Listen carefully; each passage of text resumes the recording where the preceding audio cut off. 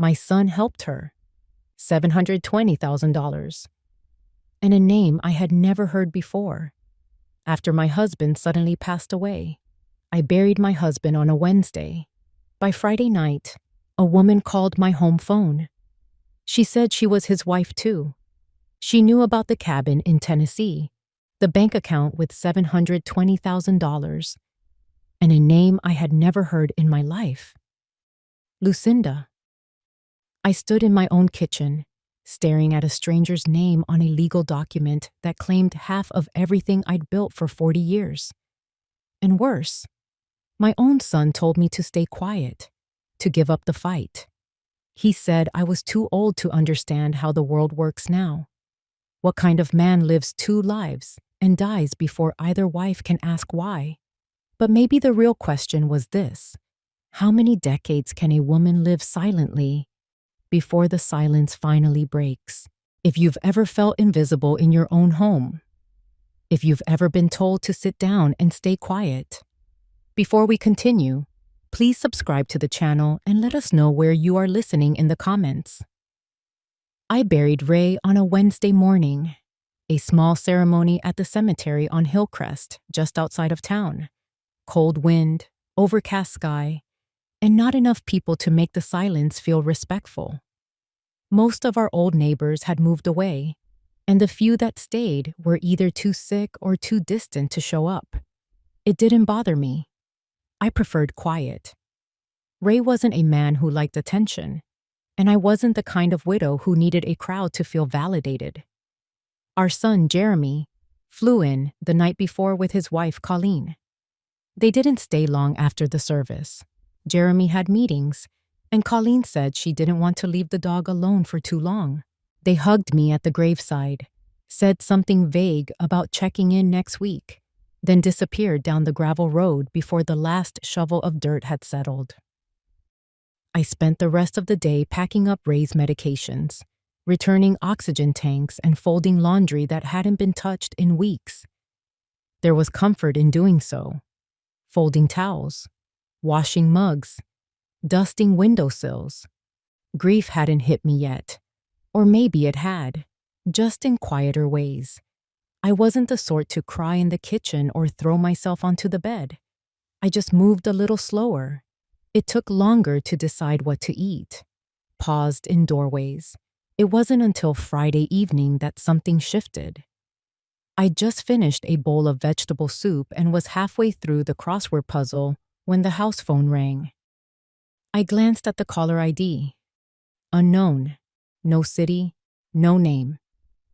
My first thought was that it was one of those telemarketers, but something about the timing made me answer. The voice on the other end was steady. Low, almost polite. "Hello, is this Sylvia Morrison?" "Yes," I said cautiously. "I'm Joanne Blake," the voice replied. "I'm sorry to call you like this. I just heard about Ray's passing. I didn't know how else to reach you." That sentence stopped me cold. Not the fact that she knew Ray had died. That could have come from the obituary. It was how she said it, like she had a right to grieve him too. She continued before I could form a reply. "I was Ray's wife. We were married in Tennessee in 1994. We lived part-time in a cabin near Pulaski. You probably didn't know about me. He said he would tell you eventually." I gripped the edge of the kitchen counter so tightly my knuckles turned white. She kept talking, calm, as if this was a normal call to make. "There's also the matter of the joint account. He added me years ago. It has around $720,000 in it. I believe it's under review now, since the death certificate was filed." I couldn't speak. My ears were ringing. The soup in my stomach turned to ice. Before she hung up, she said one more thing. Her tone softened, almost as if she pitied me. "I hope you'll understand. I didn't mean for it to come out like this." But he wouldn't want Lucinda left in the dark. Lucinda. That was the first time I heard the name. It landed in the air like a slap. I had never met Lucinda in my life. Not through Ray, not through anyone. She ended the call without another word. I stared at the phone for a long time after the line went dead. The first thing I did was open Ray's old desk drawer, the one he kept locked for years, but never after he got sick. I dug through folders, tax returns, bank statements, nothing out of the ordinary. Nothing that said Tennessee or Pulaski or Joanne Blake. Just our joint account, our bills, the paperwork I had signed blindly for decades. I sat back in his old chair and let the weight settle on my chest. 41 years. I had lived 41 years beside that man. I had cooked for him, waded through every one of his surgeries, packed his lunch when he still worked for the railway. And now I was being told I wasn't the only one. I didn't sleep that night. I lay awake in the dark, watching headlights from the road slide across the bedroom wall. Every time I closed my eyes, I saw her face. Not her real face. I didn't know what she looked like. But I imagined her, blonde maybe, or red-haired, younger. A woman who smiled at my husband across the kitchen table in some mountain cabin while I was here making dinner alone. A woman who knew the password to a bank account I didn't even know existed. By sunrise, something in me had hardened. Not anger, not yet. It was something colder, a sense that the ground I'd been standing on all my life had just cracked beneath my feet. I wasn't falling, not yet. But I was listening to the creak in the floorboards, the soft shift of memory. I knew now that I hadn't known everything, and if I wanted to survive whatever this was, I'd have to learn quickly. So I put on a pot of coffee. I opened the blinds, and I sat down with a notebook, wrote her name in the center of the page, Joanne Blake, and under it, with a shaking hand, I wrote the other one, Lucinda. By mid-morning, I had already called the bank. I didn't use my usual branch. I called the number printed on Ray's last statement, the one from a separate account I'd never noticed before. It was registered under the same bank name but had a different routing code. The customer service woman was polite, younger, probably no older than my granddaughter. She asked for verification. I gave her Ray's full name, social security number, and date of death. She hesitated for just a second, then said she would have someone from the Trust and Estate Division return my call. No one ever says that unless something's off. By noon, the phone rang again. This time it was a man. He introduced himself as Mr.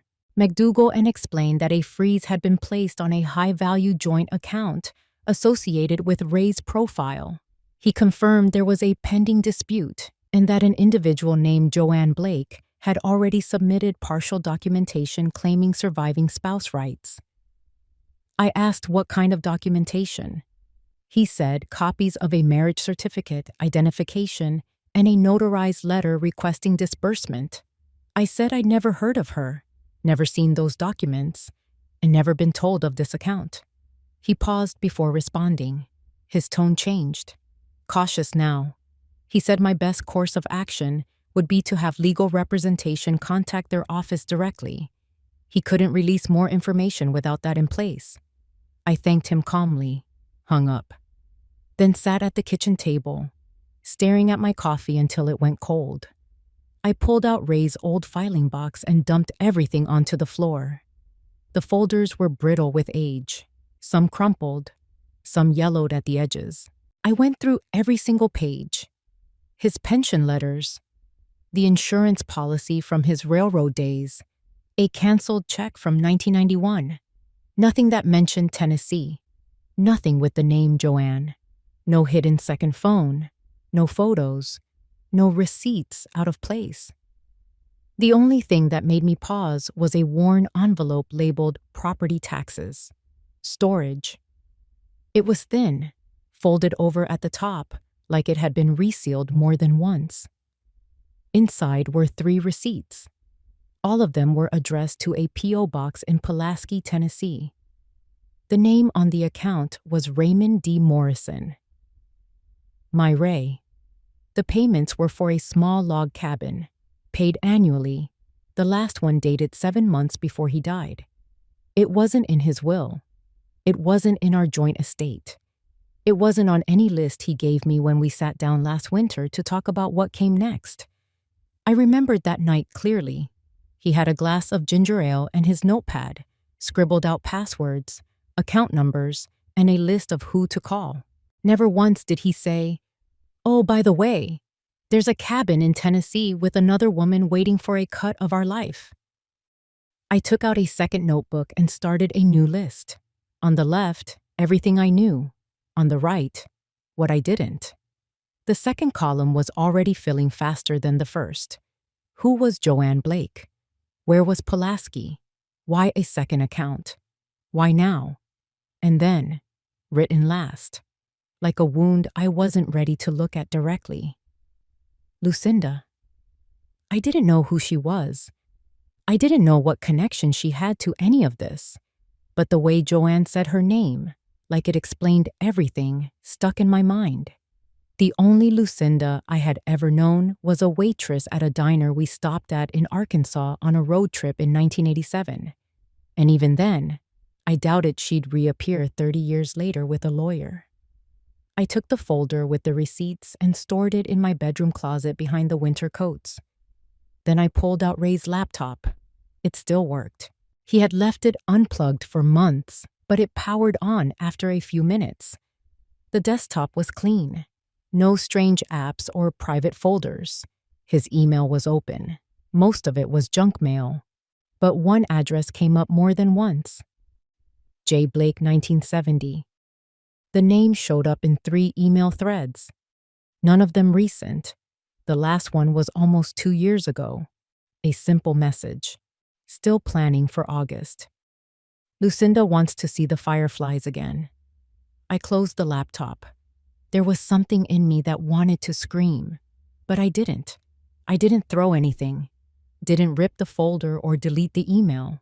I sat there instead, quiet, still, letting it rise and settle, the way the tide does when it has nowhere else to go. At dinner, I barely tasted the food. I kept thinking about the fireflies. That meant summer. That meant she had spent time with him in that cabin, while I was probably here doing the laundry or picking up his prescriptions. All those weekends he said he was driving to see an old railroad buddy. All those times he told me not to come along because it was boring man stuff. I believed him. And now I had to decide whether that made me naive or just loyal. I washed the dishes slowly.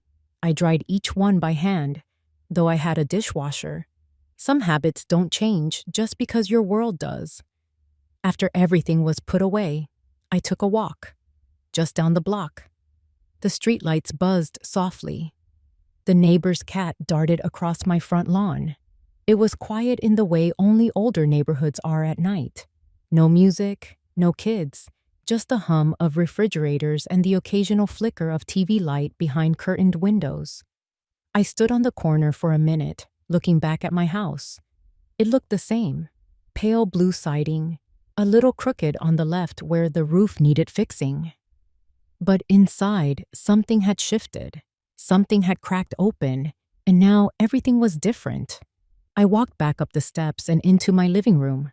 I opened the notebook again, drew a line under the names. "This isn't over," I wrote. Then I turned out the light. The next morning, I drove to the storage unit Ray had leased on the east side of town. It was the one near the old car wash, tucked between 2 rows of warehouses that hadn't seen fresh paint in a decade. I'd passed by that place for years and never once thought it belonged to us. But his name was on the receipts. 3 annual payments, always in cash. I still had the spare key. Ray had handed it to me once years ago, told me it was for backup tools and winter tires. That was back when I trusted the way people explain small things. I parked in front of Unit 14 and stared at the metal door. The padlock was old but intact. My fingers trembled a little when I slid the key in. It turned too easily. The door groaned as it rolled up. The light inside was dim.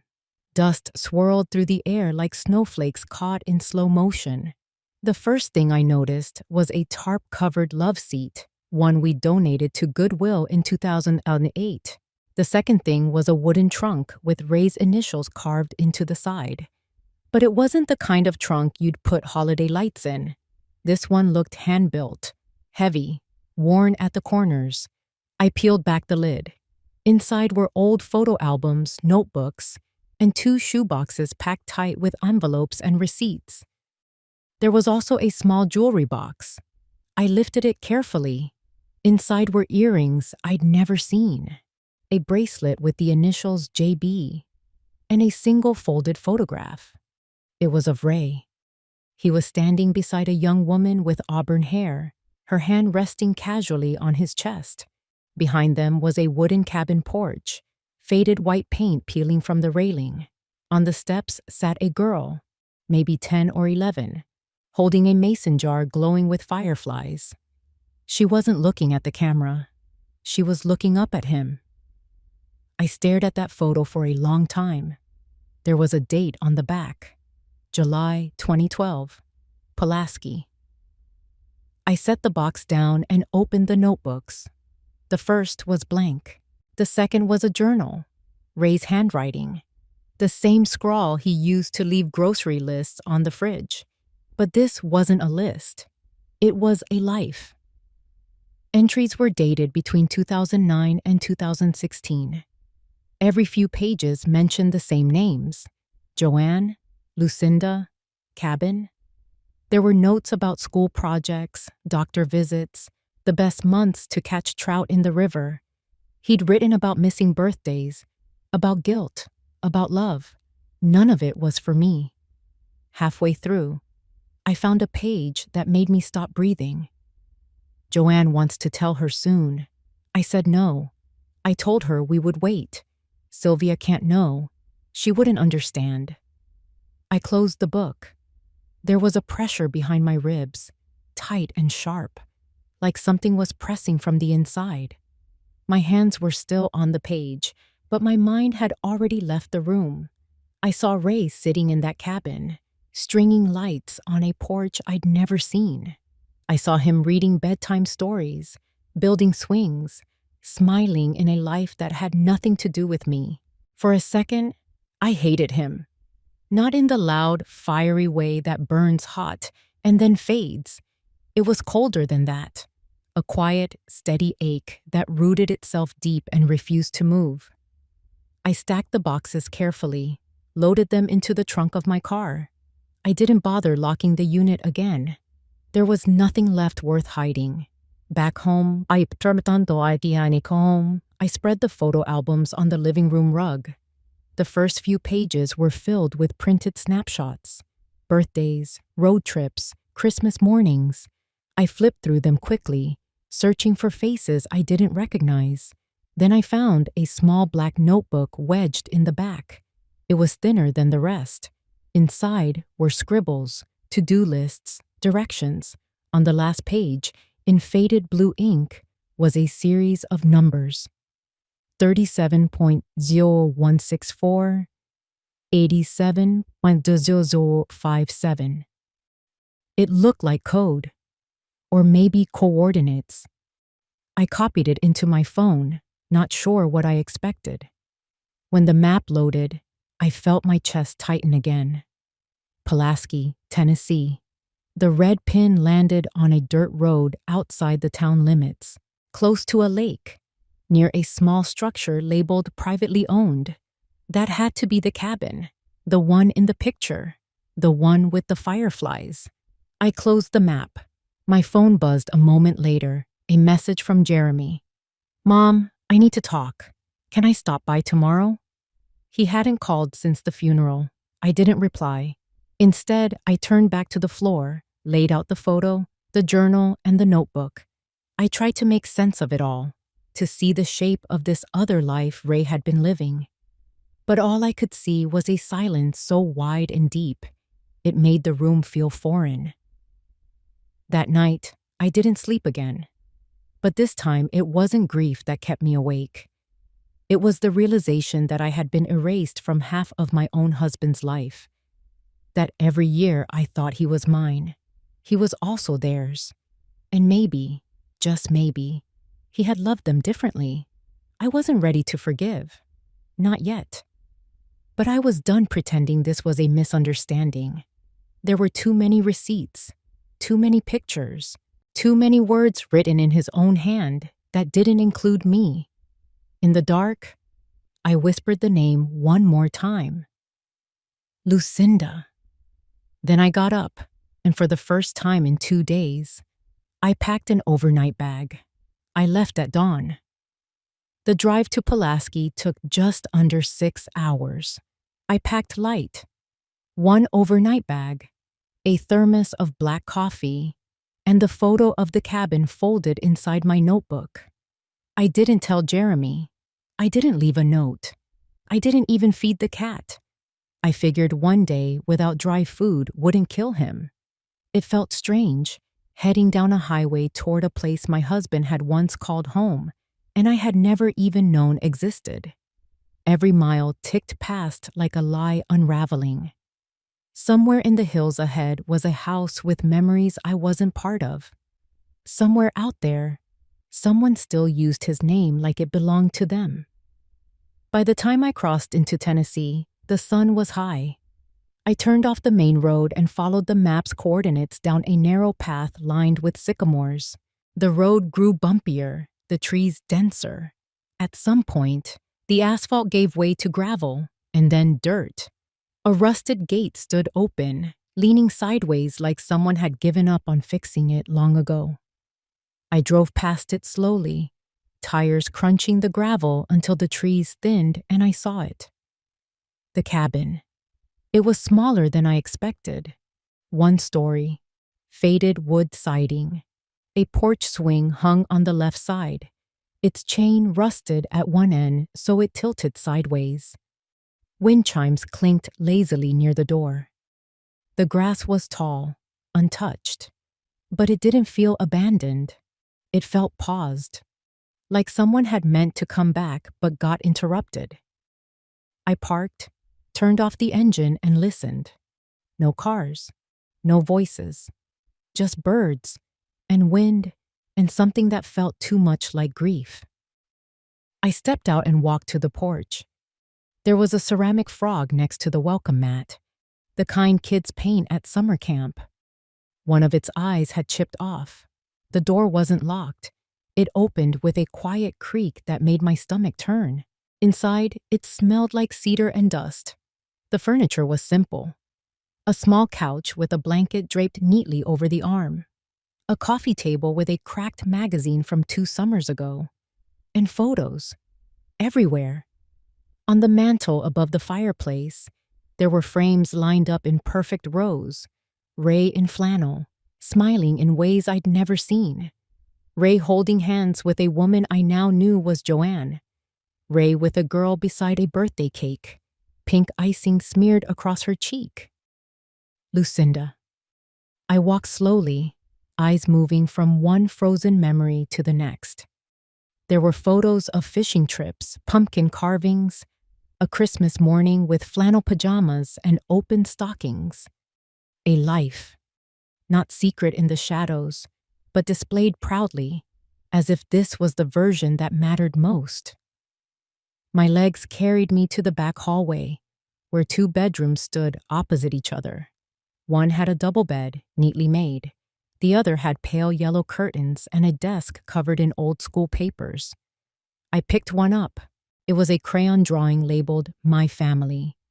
A man, a woman, and a child, all smiling, holding hands. No space for a second wife. No space for me. I stood there, completely still, while something broke loose inside my chest. It wasn't rage. Not yet. It was a strange kind of grief. One that didn't come with tears. Just weight.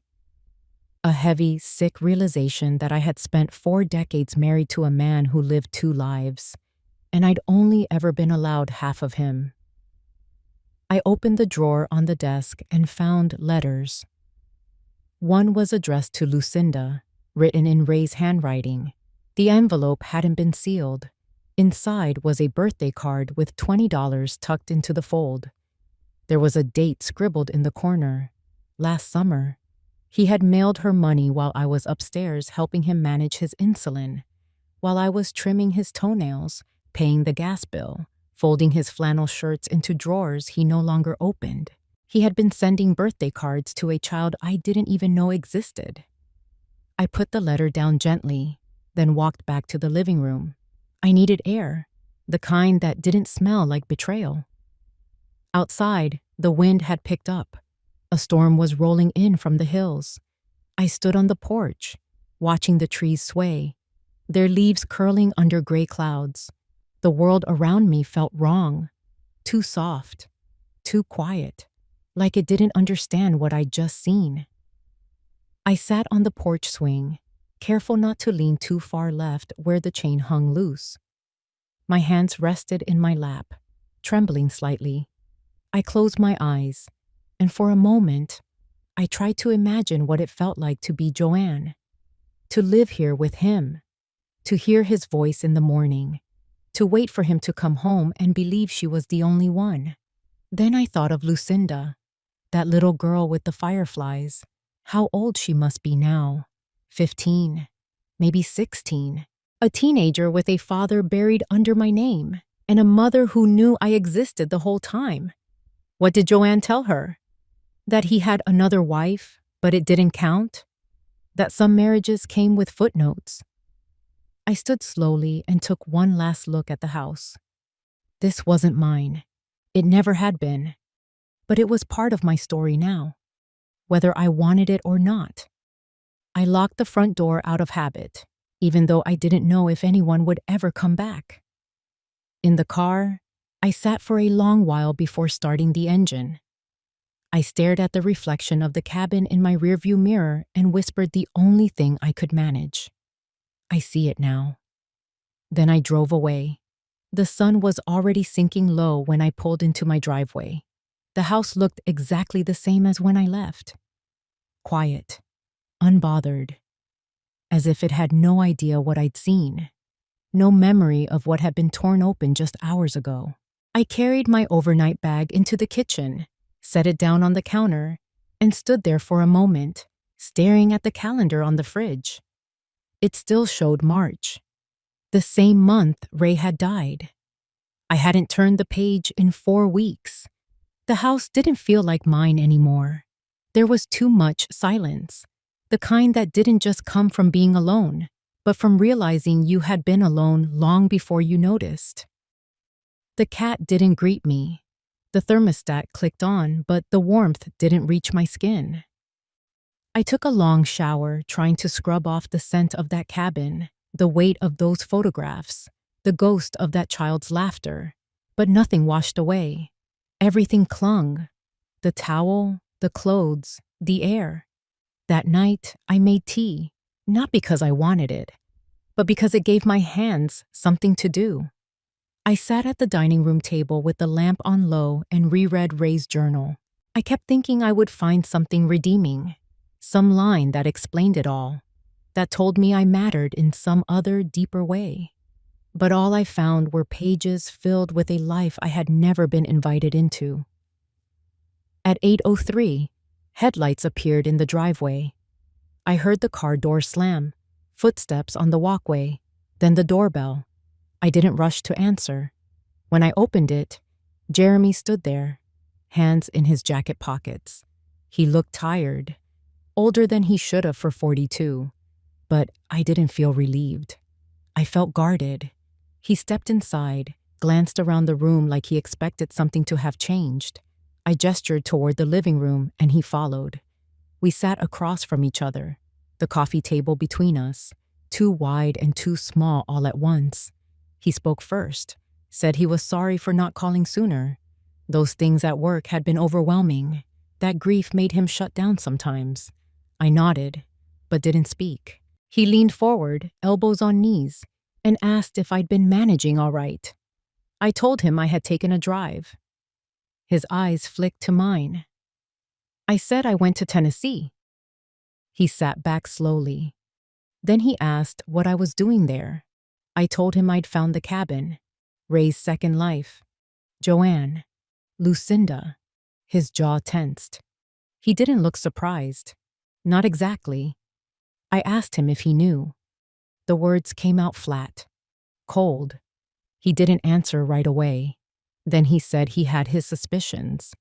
I stared at him, my stomach folding into itself. He said when he was 16, he found a postcard addressed to Ray from someone named Joe. He asked about it back then. Ray brushed it off, said it was nothing. Jeremy let it go. He said he didn't want to cause problems, said Dad worked hard, and maybe he deserved some privacy. He didn't think it was worth ruining everything over something that might not even be real. I asked if he ever wondered if it was real. He looked down at the floor. Then he told me something I didn't expect. 3 years ago, Ray had asked him for help wiring money to someone. Said it was for an old friend in Tennessee. Jeremy helped. He didn't ask questions. He didn't want to know. I felt my hands go cold. He had known. Not everything, but enough. And he hadn't warned me.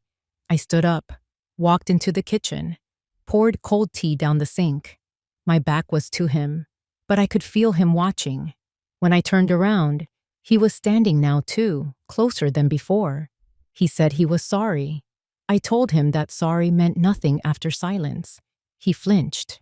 I asked him how many times he had looked me in the eye, knowing there was something I didn't know, knowing his father had been lying, knowing I was living in the dark. He said he didn't want to break my heart. I told him it had been broken anyway, and that now it was his silence that made the pieces cut deeper. He tried to reach for my arm. I pulled away. That was the first time I ever stepped back from my son. He said he loved me. I told him love without protection was just a word. And I didn't want words anymore. The room went still. Then he picked up his jacket and left. I didn't walk him to the door. I didn't watch him drive away. I stood in the kitchen for a long time after, staring at the clock. It ticked softly, steady as ever. Like nothing had changed. But something had. It wasn't just about Ray anymore. It wasn't just about Joanne or Lucinda. It was about the people who let me walk around blind. The ones who smiled and nodded and pretended silence were kind. That night, I packed up the journals and receipts and photos into a single box. I labeled it Truth. Then I slid it under the bed and turned out the light. The ache didn't fade. But at least now I knew where it came from. The next morning, I woke up before the sun. I hadn't slept much, but something had shifted in me. The kind of shift that doesn't come with noise, just a quiet click somewhere in your chest, like a gear finally slipping into place. I no longer felt numb. I felt precise, focused, like a woman who had spent too long being sentimental and was finally ready to be strategic. I made coffee, the old-fashioned way, with the percolator Ray hated. I liked the sound it made, like something working steadily, drop by drop. While it brewed, I opened the kitchen drawer where I kept old paperwork. Warranties, bills, expired coupons, the clutter of domestic life. But tucked beneath a pile of tax returns was the envelope Ray had kept locked in his filing cabinet. I hadn't looked through it since the week after his funeral. Inside was a small black ledger. It wasn't labeled, just a plain notebook, filled with Ray's handwriting. The first few pages were basic. Oil changes, lawn equipment purchases, home maintenance records. But 10 pages in, the tone changed. There were transfers listed in cash, weekly amounts, some in the hundreds, some over 1,000. None of them made sense at the time. Now, I read them differently. Each transaction had initials beside it. JBLT. There were months where the payments came like clockwork, then silence for weeks, then a larger amount. I reached the last page and found something different. It was a contract. Not formal, not notarized, just a sheet of paper, printed from a home computer, with both their names typed at the top, Raymond T. Morrison and Joanne Blake. The agreement stated that in the event of Ray's death, Joanne would receive a sum of $72,000 annually for 10 years. The payments were to come from the trust Ray had established 5 years ago, a trust I hadn't even known existed. There was a clause at the bottom. It read, "This arrangement supersedes all verbal agreements." It wasn't signed, just dated. I stared at that date for a long time. It was the same week Ray had come home from a fishing trip with a limp, said he'd twisted his knee stepping off the boat. I helped him into the house, rubbed his swollen leg with menthol cream, and cooked his favorite meatloaf. And he had sat there, nodding and thanking me, while carrying a piece of paper that cut me out of the equation entirely. I copied every page, scanned them to a flash drive, labeled the folder, for attorney review. Then I drove to the bank. I didn't dress up, didn't bother with makeup. I wore Ray's old windbreaker and carried the ledger in a zippered canvas bag. The woman behind the desk was young, cheerful, unaware that she was about to hand me a piece of my own erasure.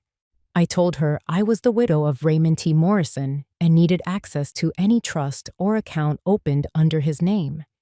I presented the death certificate and the marriage license. She hesitated, then excused herself to speak with the branch manager. 10 minutes later, she returned with a folder. Ray had opened a private trust 3 months after his second heart attack. The documents listed 2 beneficiaries, Joanne Blake and Lucinda Thompson, not Sylvia Morrison. I asked for printed copies. She gave them to me without question. When I got home, I spread everything across the dining room table. The trust papers, the ledger, the journal, the photograph of the cabin, the birthday card to Lucinda. It was like looking at a puzzle, but the pieces no longer felt confusing. They made sense now, not emotionally, but logically. This man had led a second life, and he had planned for it, protected it, funded it, while letting me play nurse, cook, and hostess in the life he slowly abandoned. I didn't cry. I opened my laptop and searched for a lawyer, not a general family attorney. I needed someone who understood hidden trusts, contested wills, and marital fraud. I found one 2 towns over, a woman named Claudia Norridge. Her bio said she specialized in late-life estate manipulation and had handled over 40 complex spousal concealment cases. I emailed her the scanned documents and left a message on her office phone. Then I sat down and exhaled. For the first time since the funeral, I felt like I was doing something that belonged to me, not grieving, not apologizing, not absorbing someone else's choices, but reclaiming the narrative. Later that evening, I opened Ray's journal again. I wasn't searching for more pain. I was searching for gaps, the things he didn't say, the places where he skipped months at a time, the tone of guilt that ran under every entry, no matter how mundane. He had loved Joanne. I could see that. He had adored Lucinda, but he had also lied to both of us, carefully, consistently. At some point, love has to answer for silence. That night, I didn't eat dinner. I poured myself a glass of wine and let it sit untouched. I walked through the house slowly, touching the backs of chairs, the corners of shelves, the things we had bought together. They felt like props now, set dressing for a version of my life that had never been quite real. I ended the day in the bedroom, standing in front of the mirror. I looked older than I remembered, softer around the jaw, paler, but my eyes were sharper, the kind of sharpness that comes from being underestimated for too long. I whispered the name of the lawyer one more time. Then I turned off the light. Claudia's office sat in a quiet brick building just off the courthouse square. No sign on the door, just a discreet brass plaque beside the entrance that read Norridge and Associates. I parked down the block, fed the meter with quarters, and walked the short distance in a stiff breeze that smelled faintly of rain and coffee. The waiting room was small and spare, just 2 leather chairs, a potted fern, and a worn wooden side table stacked with real paper magazines. No TV, no music, just silence. The receptionist looked about 19 and barely glanced at me before motioning toward the inner hallway. Claudia was expecting me. She stood as I entered, tall and unbothered in a navy pantsuit. Her gray hair was pulled back into a low twist. No makeup. Her face didn't smile, but it didn't frown either. It simply watched. I introduced myself. She nodded once, gestured to the chair across from her desk, and said she had reviewed the files I sent. We got straight to it. Claudia asked precise questions, took notes without looking down, and never once interrupted. I told her everything about the cabin, about Joanne and Lucinda, about the money, the trust, the journal, even about Jeremy. She listened like someone who had heard far worse, but still cared enough to note what mattered. After I finished, she sat back and folded her hands. She said the case was complicated but not impossible. Raymond had established the trust in secret, but because we were married at the time and shared joint assets, I had a legal claim to contest its legitimacy, particularly if it could be proven that Joanne had been aware of our marriage and that the trust was funded from community property. Then she asked the most important question. Did I want to fight? I didn't answer right away. I looked past her, toward the bookshelf behind her desk, where a single framed photo stood. A girl in graduation robes, smiling in front of a flag. Claudia followed my gaze, then said softly that it was her daughter, gone now, cancer at 28. I nodded, said nothing. Then I told her yes, I wanted to fight. She leaned forward, took a manila folder from her drawer and began outlining the next steps. Filing a formal claim, subpoenaing Joanne for documentation, freezing the trust until the court could determine its validity. I signed what she put in front of me. The moment the pen left the page, I felt something shift again. Not dramatically, just a subtle click, like the sound of a drawer closing neatly. A kind of calm I hadn't felt in months. Claudia told me not to expect fast results. Cases like these took time, sometimes years. I told her that was fine. I had time now. I left the office with a copy of the filing paperwork tucked in my purse. My name, in bold, across the top of the page. Sylvia Elaine Morrison VA. The estate of Raymond T. Morrison and associated parties. When I got home, the answering machine blinked. One message. Joanne. Her voice was calm, too calm. She said she had heard from the bank that someone had requested copies of the trust documents. She asked me to call her, said it would be better to discuss things like adults, said we could come to an understanding. I didn't call back. Instead, I called Claudia. She advised me not to engage, let the legal system do what it was meant to do. But I couldn't help it. I sat on the couch for over an hour, replaying Joanne's voice in my head. How collected she sounded. How she assumed I would be the one to fold. And I realized something. Joanne had always known. She knew about me, about our marriage, about the years, maybe even about Jeremy. She had simply chosen to believe that her version of the story was stronger, or at least better protected. It wasn't love that made her hold on. It was leverage.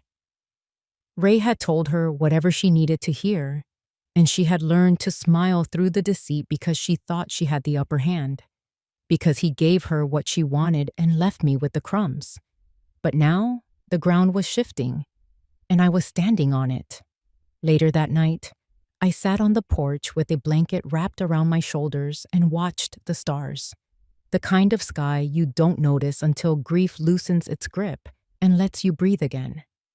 I thought of my mother, She once told me, when I was 10 and furious over some playground betrayal, that the truth doesn't always come to save you.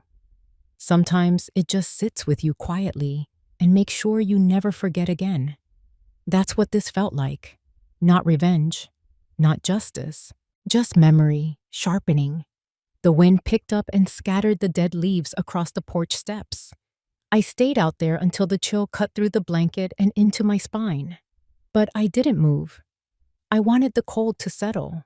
I wanted to feel the discomfort, because that meant I was still here.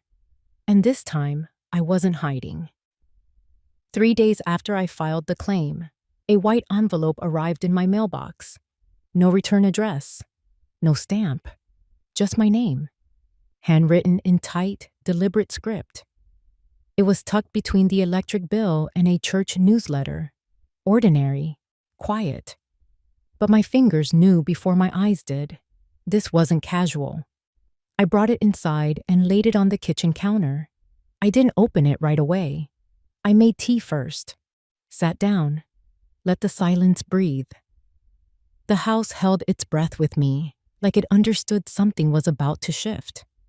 When I finally peeled back the seal, a single photograph slid out. It was grainy, clearly printed from a home computer, a shot of Jeremy and me outside the hardware store last month. He was holding the trunk of my car open. I was handing him a bag of mulch. The message was clear. Someone had been watching. Behind the photo was a folded note. No greeting, no sign-off, just one sentence typed in all caps. "Stop now, or I make things worse for your son." I stared at those words until the room blurred around me. Then I folded the paper back in half and slipped it into the envelope. I didn't shake. I didn't panic. But my chest burned. They weren't just trying to scare me. They were using Jeremy as leverage. Again. The cowardice of it made my stomach twist. I called Claudia, told her what arrived. She told me to bring it in. She'd handle the rest. At her office, she took the envelope with gloved hands, slid the photo into a plastic sleeve, and said she'd pass it on to a private investigator she worked with. Discreet, experienced, the kind of man who had seen intimidation in more forms than most people imagined. She asked if I wanted to report it to the police. I said not yet. Not until we had more than a printed threat and a photograph. But that night, I couldn't sleep. Every creak of the house felt like a footstep. Every flicker of light across the curtains felt like a car slowing down. I lay in bed with the lamp on, my phone on the nightstand, Claudia's number already pulled up, and I thought about Ray, about the kind of woman he had trusted enough to build a life behind mine, a woman who would send a photograph of my son to threaten me into silence. And I realized something else. He hadn't been protecting her all those years. He had been afraid of her. I could see it now, in his careful words, in the way his journal skipped dates, in the way he never told the full truth to anyone. Joanne hadn't just been his lover. She had been his keeper. She had known too much, controlled too much, and now she wanted to control me. The next morning, I changed all the locks on the house, called a security company and scheduled a full system install. Cameras, motion detectors, alerts that went directly to my phone. Not because I was scared, because I was done pretending I didn't need protection. That afternoon, I made another copy of the ledger and stored it at the bank in a safe deposit box. I left Claudia a voicemail letting her know. Then I called Jeremy. I didn't tell him everything. Not yet. But I asked if he had noticed anything strange lately. Any unfamiliar cars parked outside his place. Any odd emails. He said no, but his voice tensed when I asked. He knew something wasn't right, even if he didn't say it. I told him to be careful. He didn't ask questions, just said, "I will." And that was enough for now. That night, I sat at the dining room table again. The envelope lay beside me, untouched since Claudia sealed it. I stared at it, not because I needed to read it again, but because I wanted to remember how it made me feel. Not weak, clear. Clear about the kind of woman Joanne truly was. Clear about the fact that Ray had built his second life on a foundation of fear and quiet compliance. Clear about the role I had played all those years. The woman who folded laundry, made pot roast, and stayed home while he traveled to Tennessee with stories about fishing and conferences. But those days are gone now, and I wasn't folding anymore. It happened on a Tuesday. The sky was flat and gray, the kind of color that drains your mood if you let it. I had just come back from the post office when I saw her car, silver Lincoln, idling at the corner of my street, tires lined up perfectly with the curb like it had been parked that way for hours. But it hadn't. I knew this street, knew the rhythm of its quiet. I didn't panic. I turned off my engine, got out of the car, and walked to my front door like she wasn't there. Like I didn't notice. But when I stepped inside, I didn't close the door all the way. I waited. The knock came a minute later. 3 short taps. Measured, as if she rehearsed them. I opened the door and saw her for the first time, not as a voice on the phone or a signature on a page, but as a real woman. Her coat was expensive. Her lipstick was perfect. But her eyes were sharp in a way that wasn't just alert. It was survival. She said she wanted to talk. I stepped aside. She walked in like she belonged, looked around the house with a small smile, as if she were appraising the space I had spent a lifetime building. The living room, the old piano, the Afghan my mother crocheted decades ago. She sat on the edge of the couch, crossed her legs, and said she wanted to clear the air. I didn't sit. I told her she had 3 minutes. She smiled wider then, like she had expected me to be fragile, like this whole thing was an inconvenience she'd clean up quickly. She said I didn't understand what Ray's life was really like. She said he had made promises, that he had taken care of her, that this legal nonsense I was stirring up was beneath the dignity of a woman my age. She said a lot of things, but none of it mattered. I watched her lips move and didn't hear the words. I saw the way her fingers clenched around her purse strap.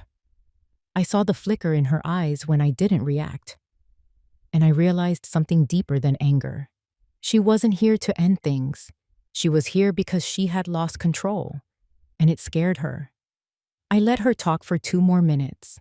Then I stepped forward and handed her a plain white envelope. She looked down at it like I had placed a weapon in her hands. Inside was a single copy of the bank transfer records, the ones showing Ray's payments to her over the last 2 years, signed, dated, matched to the ledger. She asked if I had more. I didn't answer. She stood up, face tight now, no longer amused. She said I didn't know what I was doing. I said I knew exactly what I was doing, and I thanked her for stopping by. She left without another word. I didn't watch her drive away. Instead, I walked into the kitchen, poured a glass of water, and stood by the sink as the light shifted through the blinds. The house felt different. Not safer, but steadier, because now she knew. She knew I wasn't going to fold. That night, I called Claudia, told her Joanne had made a personal visit. She said that would help our case, demonstrated intent to interfere. She advised I start documenting every contact moving forward. I pulled out a notebook and began a log. Date, time, action, witness. The first entry was clear. Tuesday, 3:42 p.m. Joanne Brooks entered my home uninvited, left without escalation, handed her evidence. Witness, self. It felt good to write it down, not as a confession, but as a record. Later, I went through Ray's old emails. Most were nothing. But buried in a folder marked insurance quotes was a string of correspondence between him and a law office I had never heard of. They weren't about insurance. They were about transfer of property. I clicked through the attachments, deeds, agreements, A set of keys photographed beside a document with Lucinda's name on it. A house. He had bought her a house, not in her name, in his, but he had planned to sign it over. I forwarded the emails to Claudia. Then I shut the computer and sat in the dark for a long time. I wasn't angry anymore. I was done with shock. Now I am working, building my own case, one brick at a time. It happened quietly. No grand announcement, no slam of a gavel or crowd of reporters, just an email from Claudia that came in at 6:12 p.m. on a Thursday evening, right as I was folding bath towels in the laundry room. Temporary injunction granted. Trust suspended. Full accounting order. I stared at the screen, reading the sentence again and again, letting each word settle like weight in my bones. Not victory, not yet, but movement. The kind that couldn't be ignored. Joanne would be served within 24 hours. Claudia included a note beneath the formal update. It was short. You've turned the tide. Stay steady. I sat down on the old step stool near the dryer and just let myself feel it. That strange combination of relief and resolve, like your body exhales before your mind catches up. Later that evening, I made roasted chicken and rice. Jeremy came over. I didn't tell him everything, just that the court had paused the trust. Those things were shifting, that he didn't have to worry about anything financial just yet. He didn't say much, just nodded, poured himself a glass of iced tea, and sat across from me at the table like we used to when he was younger and still lived at home. There was a quiet to him I hadn't seen in years. Not the withdrawn kind, the watching kind. Like he was recalculating what he thought he knew about his parents, and maybe about himself. Halfway through dinner, he asked if I was okay. I told him yes, and I meant it. After he left, I cleaned the kitchen slowly, as if each wiped counter and rinsed plate was part of some ritual I had forgotten how much I needed. Not for tidiness, but for grounding. That night, I slept deeply for the first time in weeks. The next morning, I received a call from Claudia's office. A clerk, not Claudia herself. He said they'd been contacted by Joanne's attorney, a man named Mercer. He was requesting a meeting, said they had documents to present, new information. I asked if I was required to attend. The clerk said no. Claudia would handle it. But I told him I wanted to be there. I wasn't about to let strangers pass folders back and forth while my name sat printed at the top of every page. The meeting was scheduled for the following Monday. Neutral location, mediation center off the highway near the courthouse. Claudia and I arrived early. The place smelled like stale coffee and disinfectant, the kind of air that tries too hard to be neutral. We waited in a narrow room with laminate floors and a single fake plant in the corner. Joanne entered 5 minutes later, trailed by her lawyer. She didn't look at me, just nodded once in Claudia's direction and sat down with the kind of precision that suggested performance more than presence. Her lawyer did most of the talking. They claimed Ray had been planning to amend the trust, that there were emails, letters, even a preliminary draft with his signature. Claudia listened without interrupting. Then Joanne pulled out a folder. Inside was a new document. It was a revised trust form, unsigned, but dated just 2 weeks before Ray's death. It designated Joanne as primary beneficiary, but made mention of a third party. Not me, not Jeremy, a name I didn't recognize. Claudia asked to take copies for verification. The mediator agreed. After the meeting, we returned to Claudia's office. She scanned the documents while I sat silent. Then she turned the final page, closed the file, and looked at me. The signature was forged. She didn't need time to confirm it. The handwriting was a poor match. The date formatting is inconsistent. And Ray, for all his flaws, had a particular way of signing his name. One I had seen on mortgage papers, birthday cards, even checks for groceries. We would prove it. But that wasn't the part that stayed with me. It was the new name. Claudia circled it. Esther Lane. No context, no relation. Just a name and a potential beneficiary of a trust worth nearly $750,000. I said it aloud. Esther Lane. And something in me stilled. I didn't know why yet, but the name felt like a stone dropped into deep water. It didn't make sense, which meant it mattered. The next morning, I drove myself to the library, not because I didn't trust Claudia's firm to handle the name search, but because I needed to see it for myself.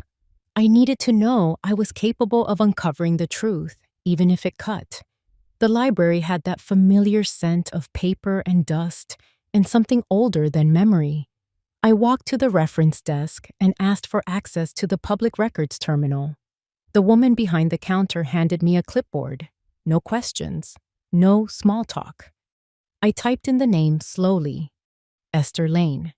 The screen flickered and loaded a string of results. Most were dead ends. Obituaries, voter rolls, a real estate agent in Ohio. None of it matched the location. Until I saw an address 2 towns over, listed under a foundation account, a small scholarship fund for teenage girls with the tagline, "Every girl deserves a second chance." Donated in memory of Esther Lane Holiday. The last name stopped me. Holiday, Ray's mother's maiden name. I clicked through the filing data and saw something that made my chest tighten. The fund had been set up 5 years ago. The donor? A Raymond J. Holiday. Anonymous in public records, but traceable in internal filings. Ray had created a memorial fund for a woman named Esther Lane Holiday, a woman with his mother's last name, a woman I had never met. I printed everything and drove straight to Claudia's office. She read in silence while I sat across from her, hands clenched. When she finished, she looked up and said what I had not dared to. This woman might have been Ray's daughter. It took a long time for that to settle in my body. Not an affair, not just financial betrayal. Blood. He had another child. Claudia explained what we could do. Petition for full disclosure from the estate lawyer. File for contact with the executor of the scholarship foundation. Look into birth records. But all I could hear was the sound of my own breath as it slowed into something heavy. Ray had told me once, when we were much younger, that he never wanted children. He had said it with finality. I had taken it as gospel, and I had shaped my life around that truth. To discover it was a lie, and that the lie had a name, a face, and maybe even his eyes, was a rupture I couldn't process in one sitting. Claudia offered to assign a private investigator. I nodded. That night, I sat on the porch with a blanket around my shoulders, watching the wind move through the trees. I thought about the life I had lived with Ray, the silences, the vacations, the missed calls, the times he said he had business late and I didn't press. I thought I had been protecting our peace. Now I wondered if I had been complicit in my own erasure. 3 days later, the investigator sent a file. Esther Lane Holiday, born in 1986, died in 2019, single mother, no siblings. She worked at a rehab center. She volunteered at a shelter. No criminal record. No marriage. One child, a boy named Carter Holiday, still alive, living with a foster family in Tulsa, age 6 when his mother died, now 11. I stared at the photo attached. A grainy school portrait, bright blue eyes, sandy hair, raised chin. My fingers trembled. This wasn't just about money anymore, not about pride or betrayal. There was a boy, and he had no idea that I existed. I didn't fly to Tulsa right away. I needed time. I needed to sit with the truth that had unraveled over the last few weeks, let it settle into my chest like a final, slow-moving tide. Ray had a daughter. That daughter had a son. That boy had no idea he came from a man who once promised me a life built on honesty. But this wasn't about punishment anymore. It wasn't about what Ray took from me. It was about what I still had the power to give. Claudia helped me draft a petition to the court. I requested that the remainder of the trust be divided equally between myself and Carter Holliday. I forfeited my claim to the house in Palm Springs. I didn't need a second home. I needed peace. Joanne, of course, pushed back. But the forged signature destroyed any leverage she had. The court ruled in my favor. She left the courtroom without a word, her lawyer trailing her like a shadow with nowhere to go. Jeremy stood beside me when the judgment was read. He didn't say much, just slipped his hand over mine. And for the first time in a long while, I didn't feel small beside my son. I felt equal. Not because he saw me differently, but because I finally saw myself. The day I flew to Tulsa, it rained. Not a storm, just that steady, quiet rain that feels like it's trying to soften something hard. I had arranged to meet with Carter's foster guardian, a kind-eyed woman named Teresa, who ran a small horse rescue just outside the city. She brought Carter out after a while. He was taller than I expected, with raised shoulders and someone else's calm. I didn't tell him everything, just that I knew his mother, that she was brave, that she mattered. I handed him a letter. Inside was the truth. Not all at once, but gently, like steps on a wooden staircase. I told him who I was. I told him what I knew of Ray, the good and the bad. I also told him that if he ever needed anything, school, travel, a home, there would be enough. Not charity, not guilt, just something better than silence. He didn't say much, just folded the letter and held it in both hands like it might vanish. Then he nodded. That was enough. I flew back home that night. The house felt different, not empty, just mine. Every photo on the wall, every coffee stain on the counter, every drawer filled with old batteries and keys to nothing. It was mine. I had no desire to rewrite the past. But I did rewrite the ending. I didn't get revenge. I did something louder. I made sure the lies didn't get the last word. If you enjoyed this story, please like the video, subscribe to the channel, and comment 1 below. If not, feel free to comment 0 so we know and can improve future videos. To hear the next story, click the box on the left. Thank you for reading.